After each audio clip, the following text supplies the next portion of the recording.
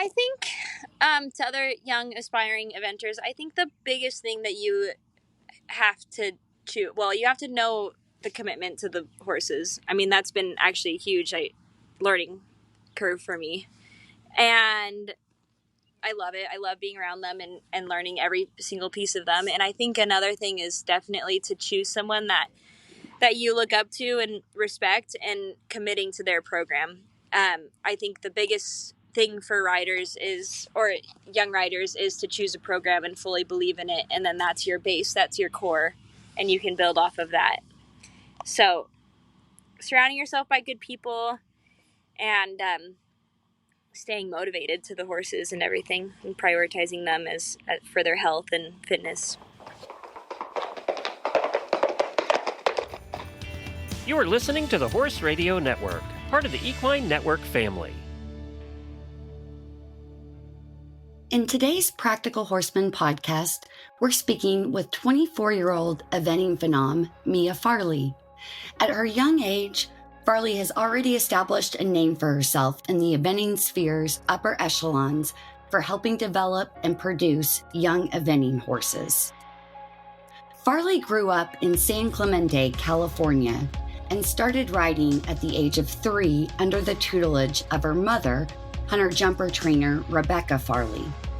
While eventing wasn't as prevalent in Southern California as it is in areas of the East Coast, Farley got a taste for the sport after tagging along to an event with barn friends. One of her first memorable mounts was a black and white pony named Oreo Cookie, who she rode for her first recognized event at the age of 8. After falling in love with the sport of eventing and with her parents' support, Farley moved to Middleburg, Virginia in 2018 to train and work with legendary eventers David and Karen O'Connor and their O'Connor event team. This momentous decision helped launch the horsewoman's eventing career to the next level. After Farley's success with mare BGS Firecracker, a 2010 Irish sport horse, at numerous upper-level events, including the 2023 Cosequin Lexington CCI 4-star, a new project horse entered her life. Farley, however, never anticipated just how far she and Phelps, a plucky, off-the-track thoroughbred, would excel in eventing. The bay gelding was originally purchased off the track by Joni Morris and was later sold to David O'Connor for the grand price of $1 as a sales prospect. For one reason or another, Phelps just didn't sell, so instead, David put the young thoroughbred in training with Farley.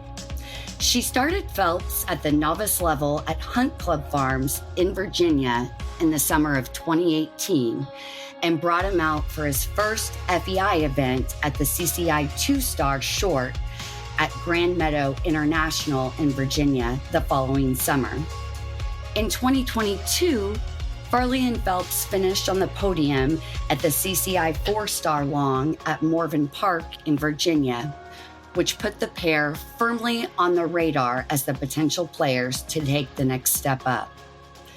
In October of 2023, Farley and Phelps tackled their first 5-star event at the Maryland 5-star, where they finished in 5th place and took honors as the sole cross-country round to make it clear inside the optimum time. Farley and Phelps' underdog story is one that resonates across disciplines and experience levels. Today, we talk to the young eventer about her former racehorse taking on the most difficult challenge eventing has to offer, and to hear about her experience in training young horses for the intense sport of eventing.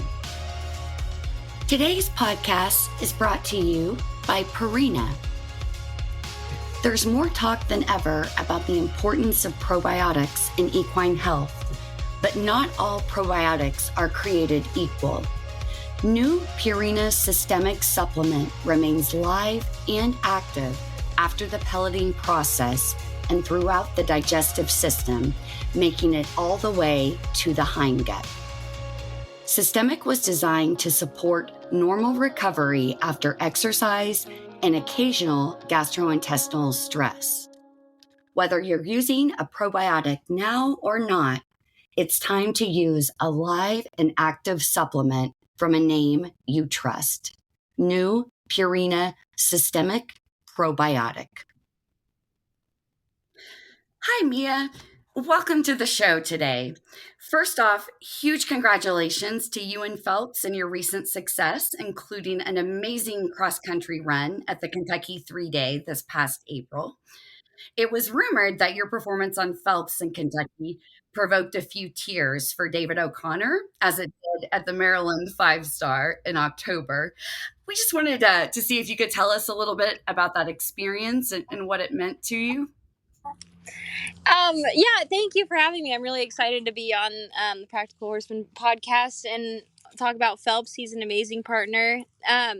So Maryland, when we did Maryland, that was a surreal feeling. I mean, after cross country, I think all of us were so emotional because obviously, I've said before, we were ready. But just moving up to the 5-star level, it's kind of like, we were like, well, I guess we're ready. So I guess we'll try to do it. And we did it, and it was, I mean, Phelps was perfect and fought for me like no other, so that was quite the experience. And then at Kentucky, he just showed that all again. So, of course, at Kentucky, I think that we might have been a little bit less emotional because he had shown us that before. But it's just a crazy feeling to have a horse do that for you. And obviously, you're going to get a little bit emotional about just to the level that they'll go for you. Yeah. And Phelps does have somewhat of an unusual story, and that you and David did not set out for him to be an upper level eventing horse. As we noted in our introduction, David purchased him as a sales prospect for the grand bargain of $1 from Joni Morris, got him off the track. And when Phelps didn't sell, David put him in training with you. Can you give us a little bit of an overview kind of how that went down? So I think I did see something that was a story a little bit like that, and it is similar. It was that David got Phelps from Joni. Obviously, for the dollar or Joni, they had a deal that when David would sell Phelps, because he was going to be a sales project, they would split whatever the sales price was. And basically, Phelps was for sale for a while, and he never sold. A few people did try him, but he just didn't suit really anyone. And I mean, him and I have always gotten along. I've ridden him since he was 4 or 5, and so we've always gotten along. We've always had that special partnership, but he just never wowed us, I guess, as a baby horse. But he never made us question, or at least he never made David question if he would keep going up the levels. Like, there was never a moment where we were like, this is a crazy special horse, but he also never gave us a reason not to believe in him. And so the more I think about how we started Phelps and everything, the more I actually believe that David always knew that he was a pretty special horse. But I definitely had my doubts here and there, bringing him up the levels. But I mean, he has just proved, at least me, he's completely proved me wrong and shown me a whole nother level of the sport. And for any listeners who might be new to the sport of eventing, the top competitors typically seek horses who are versatile and hardy. Warm blood thoroughbred crosses, of course, are popular. The warm bloods, having the powerful top line, the muscular hindquarters that, contribute to their athleticism, especially for dressage. But eventers also value the speed and stamina of the hot-blooded breeds like thoroughbreds. I know you kind of spoke to this, but on numerous occasions, you had referred to Phelps as kind of an underdog, and that you guys didn't expect him to be a 4 or a 5-star horse. How do you feel about your success with Phelps as a thoroughbred and competing in the upper level eventing? And how do you think that speaks to the thoroughbred breed? I think the way that I feel about Phelps being a 4 and 5-star horse is certainly, I think the first word I think of is humbled. I mean, he's totally just proved to me that if you never lie to horses and you really make them understand everything, I mean, they'll go a ways a ways away for you. And so that's how I feel with Phelps. And then I think to the thoroughbred community, I think it's really promising. I think, if you take your time, you're patient with them, they will. I mean, they're certainly very special horses. And on a 5-star course and even a 4-long course, like you get to minute 9, 10, and you ask for a little bit more and they're like, oh, okay. Whereas a warm blood, you ask for a little bit more and they're like, give me a second here. So I mean, at least in my little experience, that's what I felt with the two different breeds on cross country. And Mia, can you tell us a little bit about what Phelps is like to ride and train, and just kind of how your partnership developed? Phelps is certainly one of the smartest and most mentally stable horses that I've been able to ride and train. He's obviously, I say mentally stable. I mean, he's not one that you can put a ton of pressure on. He's definitely one where he has to fully understand what you're asking. And if he does, he will go miles for you. But I'd say, I mean, especially that we've always had, realistic expectations for him. I think it's really just been a pleasure to train him and have a partnership with him, because we've never, obviously we want the most we can get out of them, but we also, like, we never expected him to do what he's done for us. And I think that's what has actually made it quite easy, is that we've always just shown him how to do everything, and then he's shown us that he can do it even better than what we're asking, because he fully understands it. So it's definitely been, I think, one of the easier horses to train of the bunch. Yeah. And what's his personality like? Oh, he's just a laid back guy. I mean, you'd go sit down on a couch with him and have a life conversation, and he'd totally understand. He'd be like, don't worry about it, Mia, you're fine. And that's how it is, like, to ride him. Obviously, sometimes there are some days where he'll pick something and he wants to not panic, but kind of freak out about it. But I mean, we both help each other out, and it's literally having a human friend, a good best friend. So, Circling back to your riding resume, can you tell us a little bit about how you first became interested in horses and riding, and what especially drew you to eventing? So I grew up, my mom worked for a few jumper people in California, and I grew up at the barn. Basically, when I was 3, I think, was when I started consistently going to the barn every day and riding and such. But I actually, when I was younger, I had a little bit of a hard time picking between soccer and riding. But my mom told me that I had to pick one, which was totally understandable. And so I picked riding. And then I tried to get better in, like, the hunters and jumpers and stuff. And then I realized that there was eventing out there. And I think it was just a little bit more of a financially suitable thing for me. And it was also fun. I loved it. Apart from that side, I loved it. And it's really fun to do 3 things. It keeps it different. But basically, I mean, eventing's fun. It's different every day. You get to train different aspects of the sport and everything. So I know I didn't think about this so much before, but I bet, especially, for some horses that do tend to get bored day in and day out doing the same job, that there have been horses. I mean, there's been a couple horses from the past in the jumpers where they do kind of get brain fried just doing the same thing. Obviously, it's not all horses, but some horses just can't handle doing the same thing every day. And so we've had a couple horses that have been really successful eventers because it is different. And you can go ride in the ring one day and then ride out in the field the next day, and then back in the arena. So not that jumpers don't do that, but just as far as the competitions go. Right, right. And then Mia, you moved, was it, correct me if I'm wrong, but I believe it was after high school, from California to train with David and Karen O'Connor. Can you tell us, I mean, I'm sure there's a million things you could tell us, but can you tell us a little bit about, what that experience has been like, and, if there are any, valuable lessons that stand out from your time with them? Yes, there are tons of lessons that I've gotten from Karen and David. I moved out when I was 17.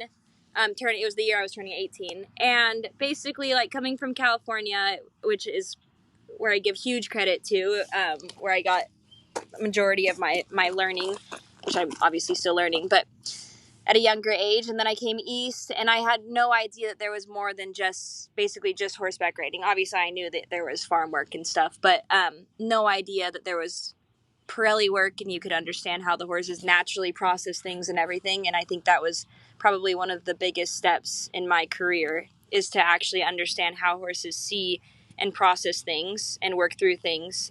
Has helped me a huge amount in my actual training of the horses. And I learned that from the O'Connors. And how long? So Mia, you've been with them, since from 17, and you're 24 now, correct? Yes. Okay. Awesome.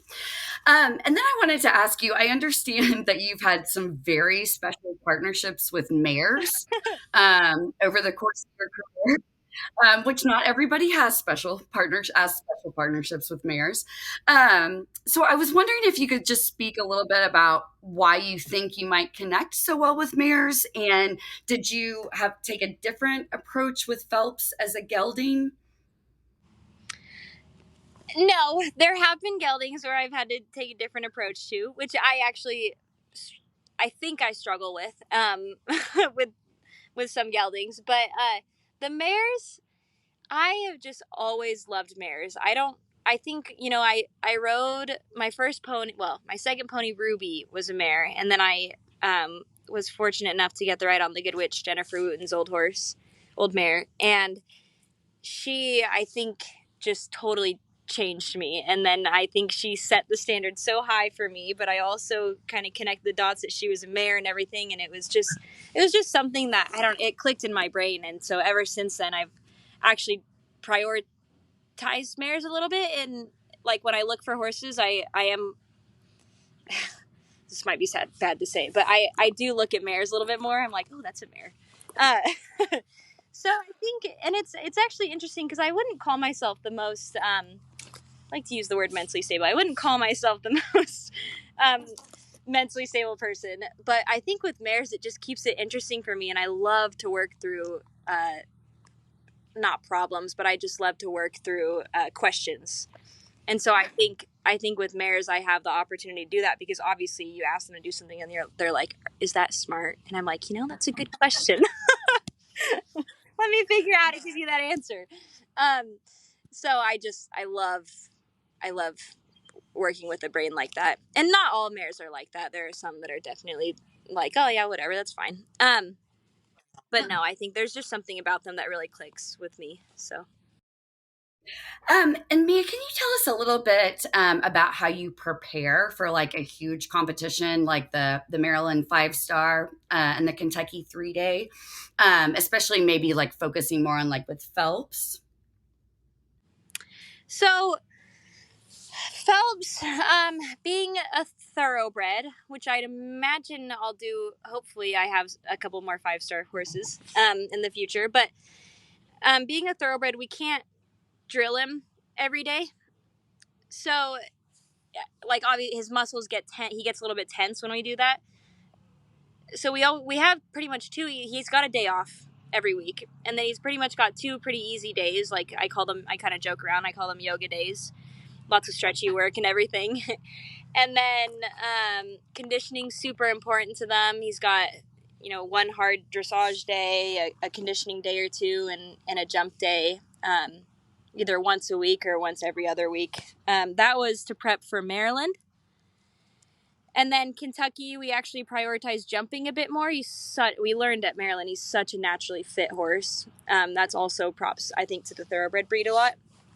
He's such a naturally fit horse, so we didn't have to focus a ton on that, which obviously that was a focus of the many. But we kind of prioritized jumping a bit more, which I can say was working in the lead up. The shows were going really well for show jumping. And then, Kentucky's it's different to canter that much longer on the cross country, and the jumps are 2 holes bigger, and he already doesn't waste a ton of time in the air. So every inch makes a difference to him. But yeah, I mean, definitely, I think one of the biggest things with Phelps to prep for a big show is actually a lot of stretchy work for him, just to keep him supple and relaxed through his body. And I know, Mia, you mentioned in the past that show jumping sometimes is the more challenging phase of eventing for Phelps. Do you have any like specific tactics or techniques that that you tend to work on to help him with the show jumping aspect? It's definitely a huge side of it, which we've learned in the past couple of years, is it's a huge mental thing for him. He tries so hard for us in all three phases, and show jumping's hard for him, and he knows what the answer is. He knows he's supposed to clear the jump, so when he does have one down, he gets panicked. And it can become a bit of a snowball effect. I remember at Kentucky, obviously it wasn't going to plan. And so like at the end of the course, I kind of just took the pressure off, patted him, and then picked it up again. And he actually started jumping better, but it was a little bit too late. So maybe next time I'll do that a little earlier. But no, I mean, there's not anything specific that we work on. We always, a big thing for him is to have a cavaletti in front of the jump. I think it helps him really figure out how to push off from his hind legs rather than his, rather than kind of bracing with his front legs off the ground. But I can tell you that we don't do a lot of grid work with him. That actually makes him really worried and worse. So we just try to actually keep it simple, jump to height pretty often. And it has been going well, definitely big ground lines with him. But, it's just, we can't ask much more out of him. He's done a lot for us. So, and he knows the job. So, I mean, we know whether he has 4 down or none, he's trying his best. And Mia, do you at this juncture in your career, especially before the big events, do you get nervous or anxious? And do you have any like tips on how you personally handle your nerves if you do get them? Because we all know, of course, that can be tricky not to pass that on to your horse. So I am actually one to internalize a lot. So people might disagree in the barn, but I don't think that I actually bring a lot of tension into the barn. But I can totally admit that I will have it. For Maryland and Kentucky, there were 2 times where I totally just randomly started bawling on the horse. And I think it is because I do internalize it, and then all of a sudden it all comes out at once. But other than that, no, I actually think I'm again, people might disagree in the barn, but I'm pretty sure that I'm actually okay at with nerves and everything. And especially when I get to the show, everything just becomes silent for me. And it's, once I'm at the show, it's totally, I would like to say under control, but at least it's closer to under control once I get to the show. And Mia, it undoubtedly sounds like you have innate talent for bringing younger horses along in the sport of eventing. Do you have a particular training philosophy or any tactics that you found help with your younger horses to instill confidence in them for such a challenging sport? Or do you more approach it, each and every horse is such a unique individual, it kind of circles back to what kind of philosophy will work with that particular horse? I mean, there's definitely one philosophy that I follow, and it is the way the O'Connors taught me with the preli work and groundwork and everything. So I do, like, we start them out on the ground and understand how they process everything. We get to see them yield on the ground before we hop on them. We get to see them handle a saddle, and I mean, imagine that's what most people do, is put a saddle on before they get on. Times. Yeah.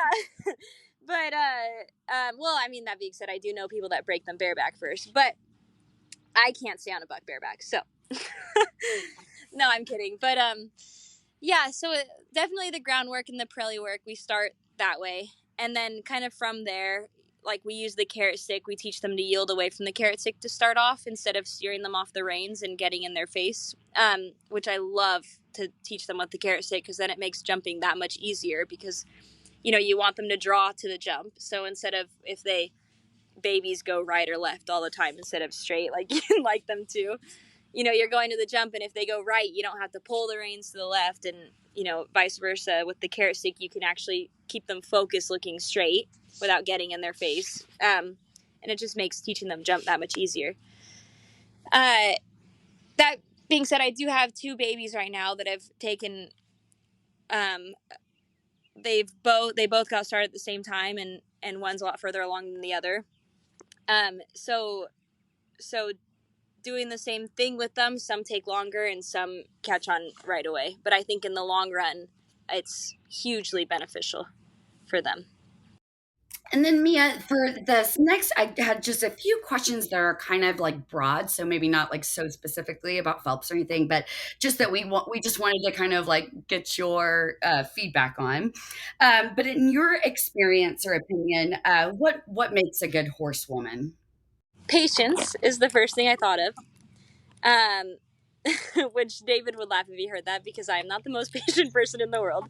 But I'm also, I think what makes a good horsewoman or horseman is patience and the ability to understand. You know, if they say no or something, you have to understand why they're saying no. Why are they doing that?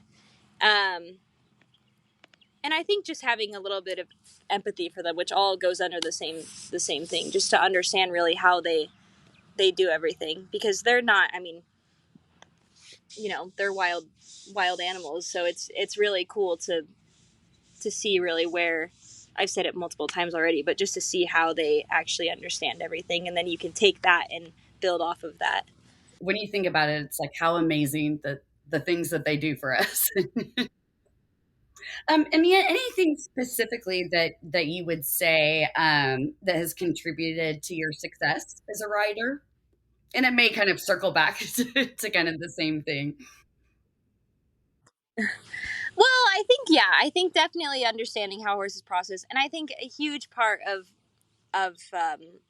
trying to be the best person that you can be is surrounding yourself by the best people that you can. And so, I mean, I know that can be really difficult, which it has been in the past for me, but I've found my fun group of people that have been super supportive and everything, and I think that's gone a huge way for me in my career. So just supporting, or just surrounding yourself by supportive people that'll be there for when you're going up, and they'll be right there for when you fall back down. So Mia, what is the hardest part of the sport for you? um the hardest part of the sport for me is definitely the financial aspect of it. Luckily, I've had a ton of support from friends and family and sponsors and everything. But it'll definitely always be my biggest struggle in this sport. And I think it's a huge mental game too. For sure, especially when you're not just focusing on one event. Um, and Mia, can you tell us what do you enjoy doing outside of riding and horses? If there's anything you do outside of riding or horses. There are a lot of things that I enjoy outside of horses. It's if I can get to do them. But I mean, I love. So coming from California, my brother and I used to surf a lot. We used to go to the desert and dirt bike. I just love. I was actually talking to someone yesterday, and they're like, "You like a lot of speed sports." Like I watch a lot of racing, and so definitely other sports, motorsports, and just going out, like hanging out at, I don't know, an outdoor place and just hanging out and be quiet for a second. I am a very social person, but I do actually enjoy kind of being quiet for a second. Um, but no, I mean, definitely motorsports, and then just hanging out in the grass in the shade somewhere. Right. Just get a moment of peace for sure. And then Mia, your significant other, Woods Brahman, is also an eventer. Can you tell us what it's like to share the same passion as your partner? Are there any challenges or benefits that brings, or is it kind of a combination of There both? will never be any challenges. No, actually, it's really fun. It's been so fun to learn and build with Woods. And obviously, like we've been dating for 6 years now, 5 years, and when we first started dating, we both worked at different places, and then starting last year, we've worked on the same property. In the beginning, it was hard I didn't realize how different it would be to be around each other 24/7. And then after the first couple months, and then we finally were like, hey, what's going on? And we've figured it out so far. We're still in the beginning of our careers together, but we've figured it out so far, and it's really fun to be able to ride and be like, hey, this doesn't feel right. What am I doing? Like, what's your opinion? And so we do that with each other, and it's been very fun. Yeah. Have you guys competed against each other? We have, yes. Yeah. Yeah. Was that fun? Honestly, no, we haven't run into, like, we don't get, I'd say we're a pretty healthy couple. We don't get, we do get competitive with each other. We don't get jealous or anything. We're super supportive. And, you know, if, I do get beat by a lot of people often, but I mean, if Woods were to beat me, I'd enjoy that for him. And if I were to beat him, I'd hope he'd enjoy that for me. So, it's certainly very fun to have someone that you can go home and understand each other's day and everything. Yeah. Oh, for sure. And Mia, what's ahead for you in Phelps? You know? Oh, geez, I don't know. Yeah, if you know, you may not know. So if he, so he's on vacation right now. After Kentucky, we were gonna give him 4 weeks off. Phelps is off. He's on the beach. I'm gonna go to Jamaica or something. But no. So he's on vacation, and if he comes back well, we're looking at some long formats in the fall. We haven't really set a goal. There has been talk of doing some things overseas, and there has been also talk of staying here. So we'll see. Definitely, hopefully another 5-star, but we haven't gotten that far yet. And then Mia, where do you see yourself in 5 or 10 years? Do you think you plan to remain competitive, or are you interested in teaching, training down the road, or? I would love, if I had the opportunity to prioritize my competitive career, I would absolutely love that. That's my goal. So if I can do that, I'd hope to see myself kind of on more Nations Cups teams. I'd maybe hopefully make like a cool trip to LA or something in 2028. Yeah, maybe. But yeah, around 2028, right? Around then, yeah, maybe I'll just go visit home real quick in July or something.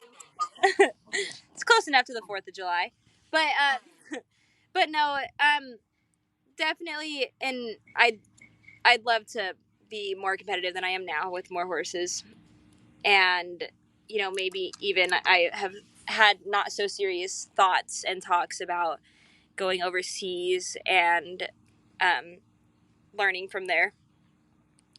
So that's plan A. Plan B would to do that and teach a lot more.